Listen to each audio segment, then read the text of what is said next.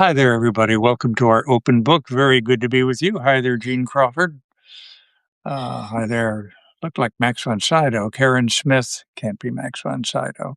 Um, Thanks, everyone. And we're having problems over on X tonight. Some of you might have noticed that I was hacked, Oh my gosh. offering a great new crypto deal, right? So Maggie is trying to address that right now. However, we've got something a really delightful book about a very difficult um, about a difficult point in life to talk with such a very talented writer.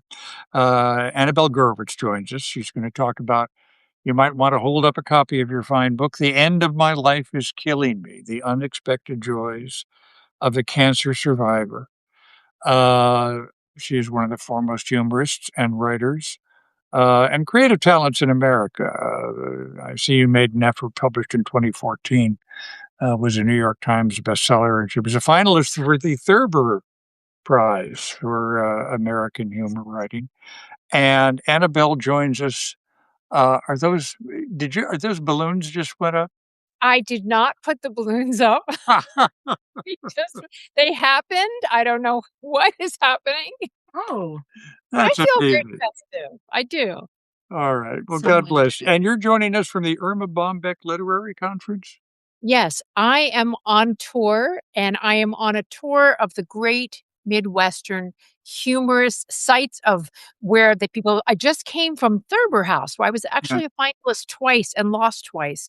Third time's a charm. Who knows? Maybe this'll book will work out. But I love the yeah, I love that Ohio Midwestern humor. And here at the Irma Bombeck Festival, it is so much fun. I don't know how many times I've been here, but people just feel seen. They feel like the kind of humor, observational humor they have lived is seen, and they've been such a great community for me. It's really fun to be here. People will follow you into the bathroom at, midnight if you've stayed up for a drink and want to still talk more about humor and like Oh, tips to things I was funny. wondering how you were going to finish that sentence, but all right. Okay. Where was that going? It was going Yeah. to a great place to talk about comedy in a bathroom. Oh. Sure, whatever. Well, I never want to lose sight or hold of the comedy, but I got to ask you how you're feeling. S Um, Scott, we talked when my last book came out during COVID, You're Leaving When, and I had just been diagnosed Yeah. when we s with stage 4 lung cancer. It was out of the blue. And there's this word that I use in this book. It's a word in Spanish that has many meanings, and the word is zozobra. And it has been invoked as a word to mean shipwreck of the soul. And when I spoke to you last, I was really still in that state Yeah. of shock and adjusting to this idea of living with a long-term treatment, lifelong treatment, and with an incurable disease. It was so difficult. It remains a kind of existential dread in my life that is a daily challenge, but I am doing so well. I've been so fortunate because of the investment in science, the research, the development, the advancements of the amazing oncologists and scientists who have made these precision medications. I've been stable for 5 years, and it has given me a chance to rethink how I want to face every day. And so, this book, which started out as a book where I thought I was going to write about accepting the idea of my own death, which I did have to accept, I felt, in order to inhabit this new life, became a book about how to live, how to find joy, even when we live through extraordinary times. What I didn't know, Scott, was that this book would turn out to be so relatable to everyone when we're living in times where every day can seem like an assault from the news. I'm writing about very small gestures that we can take to find joy. And I always find the absurdity in life. This is the kind I'm not a I'm not a joke writer. I don't write a setup and a punchline, but I always feel like my humor comes from seeing how absurd life is. And I found myself living in sort of a Samuel Beckett existence. I'm suddenly in Waiting for Godot, waiting for the shoe to drop. And I have found a life in this bardo, and I've really found what Matisse called second life. I took a lot of inspiration from Matisse and his experience of having almost died. And when that happened, I don't know if you know this story about Matisse, but Mm. he had had this terrible illness and had a surgery, did not think he was going to live. And after he did survive, he could no longer paint. It wasn't possible for him physically. And when I think about that, I think, my God, here's this genius. He was already known to the world, impressionist, fauvist. He could have just rested on his laurels and said, I'm done. Now, I'm not a genius. Didn't have those kind of laurels to rest on. But what he did, and what I took inspiration from, is he said was in his second life. He took up the cutouts, which the blue nudes, all those famous collages he did, and he invented a new way for himself forward. And I thought, that's amazing. I'm going to take inspiration from that. And so, because not being a genius, I did very small experiments like say yes to agreeing to travel with a heavy metal band Yeah. on a low rent tour of Europe and work as their merch girl. This is the kind of second life that I have joined and I write about in the book. Let me ask you about your motto, I guess we can call it. No runs, no ribbons, no religion.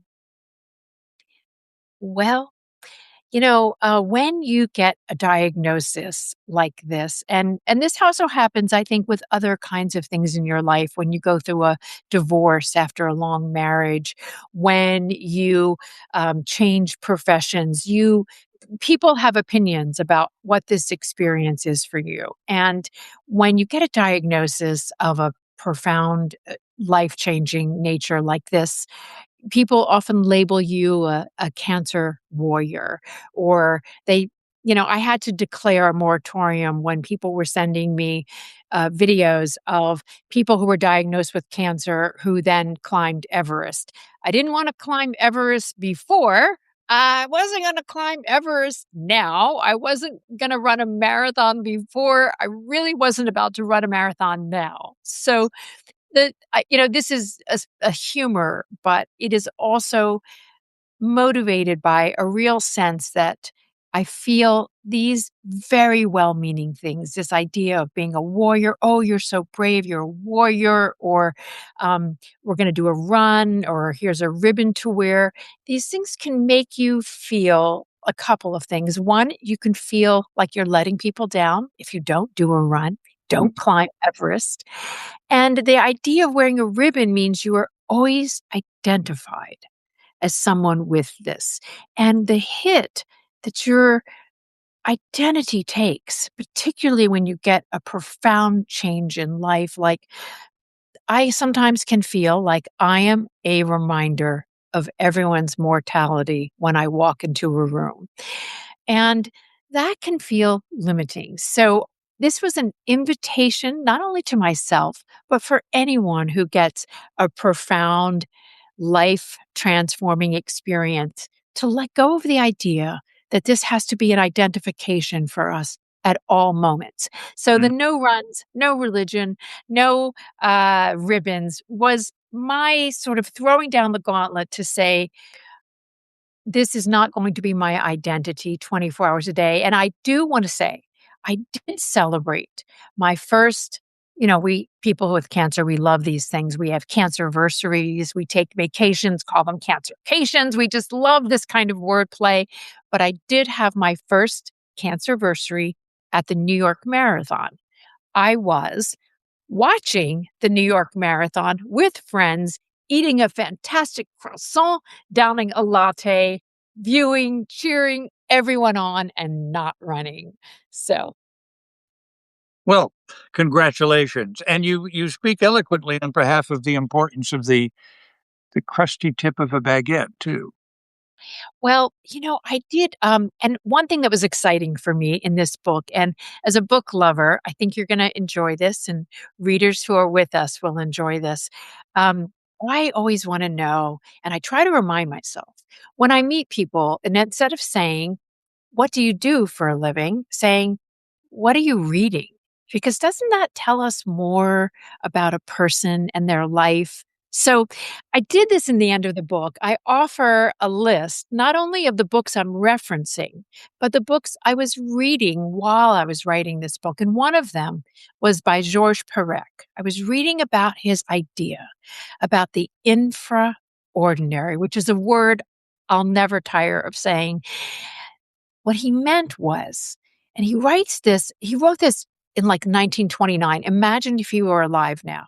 He said, "We are walking through our lives as if in a dream. We are sleepwalking. We must wake up. We must stop focusing on the extraordinary and only come alive for these large occasions. We must become attuned to the infraordinary, that layer of beauty just beneath the ordinary."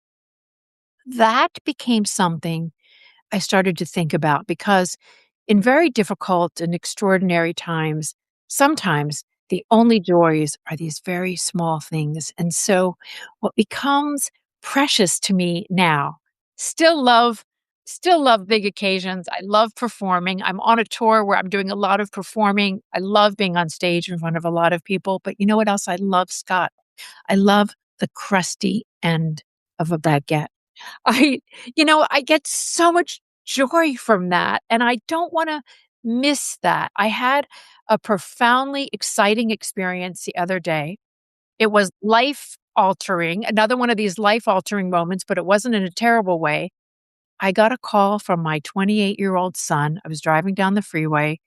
He was about to go on stage. He's a musician, he's touring Europe, and he asked for my advice. And Oh, what there's I mean, is this moment, this tiny moment of connection, I wanted to well, I would have stopped on the freeway, but I was already stopped because I'm in Los Angeles and the freeway traffic was at a standstill anyway, but I wanted to put a marker on the side of the highway, like, mom's greatest moment has just happened, but these small joys, I feel, have become especially precious, and it is a book of small joys, and that to me is I don't write prescriptives, I never write how-to books, but if I was going to write a how-to book, this is the closest I've come yeah. to that. And you talk in this book about the importance of friendship too, right? Yes. One of what I think of as the scaffoldings in my life is I should say, because I have several of these groups of friends that we get together regularly. This was a strategy that I did intentionally at this time in my life where we can sometimes put off seeing friends till big occasions. There's reunions, anniversaries, birthdays. And again, it's this idea that was inspired by Georges Perec, but actually has been written about a lot as a strategy for mental health, which is there's a German word for it. And as you know, I just love words. So its word is Stammtisch. And it's means like a regular's table at a bar. Well, I don't always go to a bar, but I have these Stammtisches set with friends now where it's something to look forward to. So, two of my friends and I, we meet every third Sunday. I call it our tea and sympathy, which is code for caffeine and carbs. And we just meet, and it's the most low stress get-togethers. Um, it's not like there's a big occasion. We've been doing this now for 5 years, and it has not only cemented our friendships, but it has been a way that we keep ourselves buoyant. And it's a strategy I really recommend. I write about this in the book with those two friends, but also one of the things that I did that's another one of these friends get togethers is I took up the ukulele. Two friends of mine and I, we Yeah. started, yeah, ukulele lessons. Now, the idea is we had rules. The rules were there was no practicing between lessons and we didn't have to get better. So the expectations were really low. And the amazing thing is, we got worse. You would think you couldn't get worse at ukulele. There's four strings, but no, we got so terrible that our teacher quit in frustration. We were doing children's songs, but we had so much fun doing this together. It was a way to be together, but not be talking. And sometimes talking can be a burden when you're going through difficult things. You don't want to talk, but you want to be with people. And this became a way for us to do that. And then, Scott, something really profound happened, which was one of our friends in this group, Jessica Hecht, she's a fantastic Broadway star. And if you go to see theater in New York, you must go see a show that she's in. She's always in something on Broadway. And she founded a group called Campfire Project. It's a nonprofit, it's an arts based group. We offer and we create therapeutic arts programming for young migrants in the asylum system. So we do art, we do theater, we do dance and music with young people who many of them crossed the Darien Gap alone and who are now in a Mhm. really difficult time, in the immigration system. They are who I believe, and I think many of us share this belief, are going to be the next great Americans. And I see so much of my family's history in these young people. Right now, we're working with a group of young men from Guinea, and we are their aunties, but our little ukulele group has transformed into our therapeutic arts programming group. And we do this thing, it's called Campfire Project. And the three of us from that group now spend our time together. Okay, I just want to say, we do play ukulele once in a while. We like to do things like have lunches together. So, we do a lot of different things together, but we also do this volunteer work together. And Scott, one thing that happens when you're going through something really difficult is some of the things that you loved fall away because you don't think you can do them. And I've been mentoring kids at my local high school. I love teenagers when they're not mine. It's fantastic. You work with teenagers, you volunteer with teenagers, and then they don't call you later to borrow the car. It's my favorite thing. But that fell away for me when I got this diagnosis, and I didn't know if I could continue this. And then with our ukulele group, when we got recruited by Jessica into the Campfire Project, this returned the thing that I love the most in life, which is being useful, volunteering with these teenagers, and not being me for a few minutes. Not being the time when I don't have to be me, Annabelle Gurwitch, who is also living with stage 4 cancer. Those hours that I spend immersed in these young people's lives are some of my happiest moments. And I somehow forgot that because we don't think about self care and the things you are doing to take care of yourself while you're going through a hard time. We don't think about that as maybe self care is service to others. And so I write about that because, again, it's not a how to book, but I did want to share these small strategies that are, just a break from the world of like, if you're living right now and you don't want to crawl away into the fetal position, which actually is important for a certain amount of time. I think we all need that. But then, if you want to stay engaged, how do we do that? And I think this balance of being in the world, finding restorative activities, way to be purposeful, ways to have our sense of humor intact, I think it's really important. Did writing these essays help? Did they get in the way? Did they make you think about things you'd rather not? What was that all about? Oh gosh, Scott, it's really interesting you asked that. I mean, how do you feel as a writer? I always feel it's a combination of two things. You know, it's always a reckoning when I'm writing with actually helping me to understand what I'm going through. But I also find it's not in the writing, but it's in having written that feel I feel purposeful. I actually, there's some of these essays that were hard. And one of the hard things to do about this book was I really just wanted to write about the joys and these really absurd situations I found myself in. I ended up doing an experiment with ketamine, and it turns out I'm the only person in Los Angeles who doesn't wanna be tripping on ketamine. It was horrible.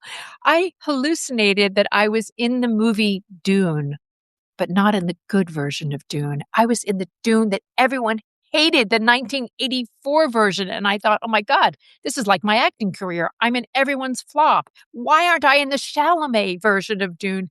But so I wanted to get to that. But in order to get to that, I really felt I needed to set the stakes for this story. And also, in this case, in this book, which is a little different than my other books, I felt a responsibility to the stakeholders who are going through treatment and to the people who might be at risk for lung cancer. So I had to tell that story of the diagnosis. And that was difficult. And I didn't want too much of the book to be taken up with that, but I wanted to also, I felt if I don't write about how difficult it was at first, then we won't understand what's at stake. Yeah, But also, I wanted to affirm for anyone going through this that even if we are not going through intense physical suffering, the emotional impact, the financial impact, Scott, I had my car repossessed right after the diagnosis because I was so confused. And it had nothing to do with symptoms from the cancer. It was all the emotional anxiety, depression. It was so huge. So I felt it would be wrong to not affirm that for other people going through this situation. And so I had to write about that. And that was hard. And yeah, that wasn't the most fun for me, but I really had fun.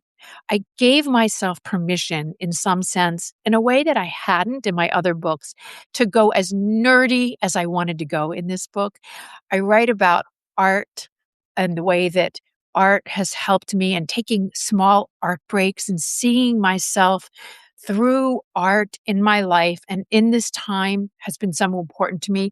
I write about Greek mythology and turning to the great heroes and the feminine heroes of Greek mythology, Persephone and Daphne, and how they have helped me to see my own self and in this experience and getting through a hard time instead of going to Instagram, turning to the great literature. And so I went nerdy, and that was such a joy for me to say, you know what? I'm going to write about these books and this artwork. And in particular, the mythology part was fun for me to write about because I'm not writing from the, experience of being an expert, but from being an appreciator of art and from loving seeing myself through this mythology and rereading rereading Metamorphosis in my 50s and 60s has been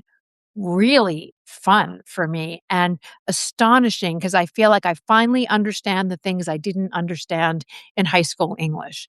So I want to invite people through this book to rediscover the eternals that can keep us buoyant and to reconnect with friends. There are all these things that were joyous, absolutely joyous for me to write about and then to be talking about and sharing about.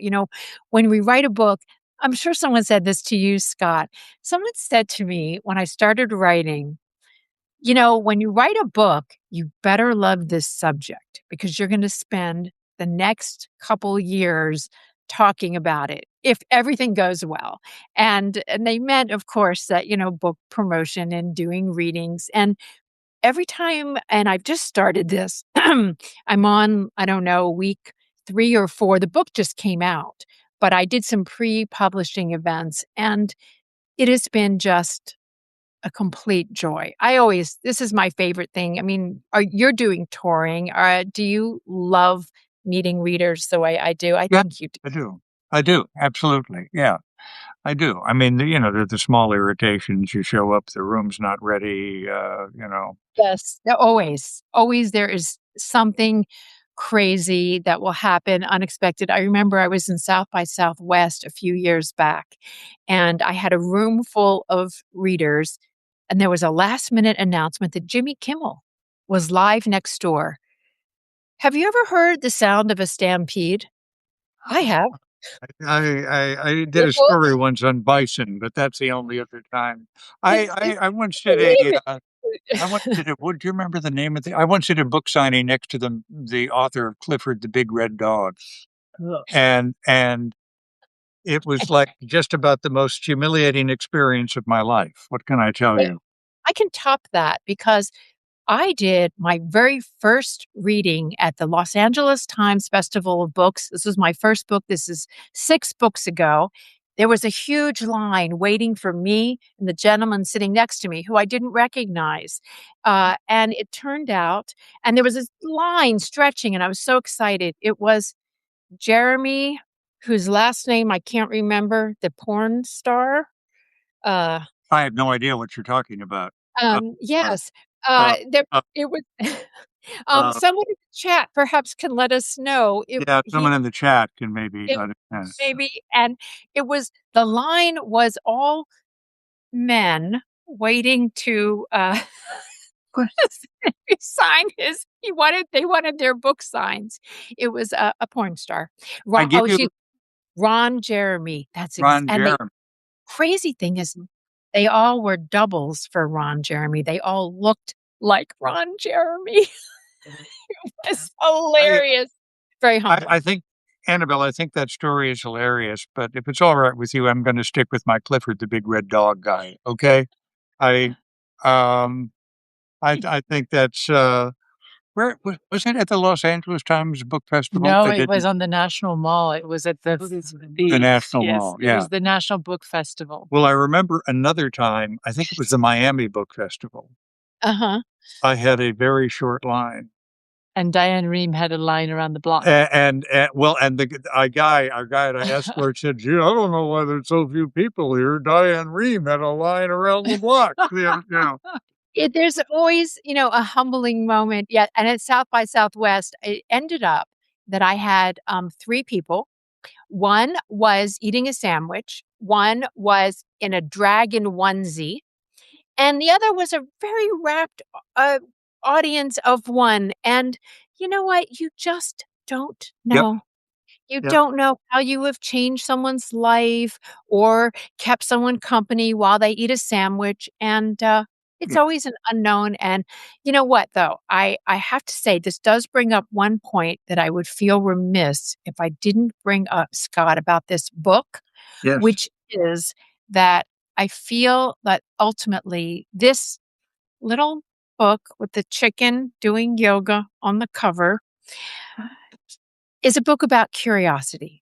yeah, It's about maintaining and sparking curiosity every day, and my little stories about how I have kept my curiosity going. But if you are curious about joining a heavy metal band and selling merch in their van around Europe, I think you should just read my story. You might not wanna say yes to that trip. You have to really like a tent and porta potties. So well, it's a delight to talk to Annabelle Gurwitch, and could you hold up your book again? I will do that. There To, has been so "The much end and of my life is killing me, the unexpected joys of a cancer slacker. No runs, no ribbons, no religion." Annabelle, So delightful to talk to you. Thanks very much for everything. I think this will mean a lot to people. Thank you. Thank you, Scott. It's great to see you and talk with you.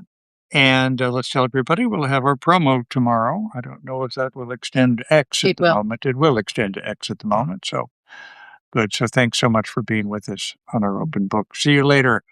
I haven't said this to anyone before. Have fun at the Irma Bombeck Festival. Thank you. And I can't wait to read your new book. I'm really excited for that. Oh, thanks. See you later. Take care. Bye bye.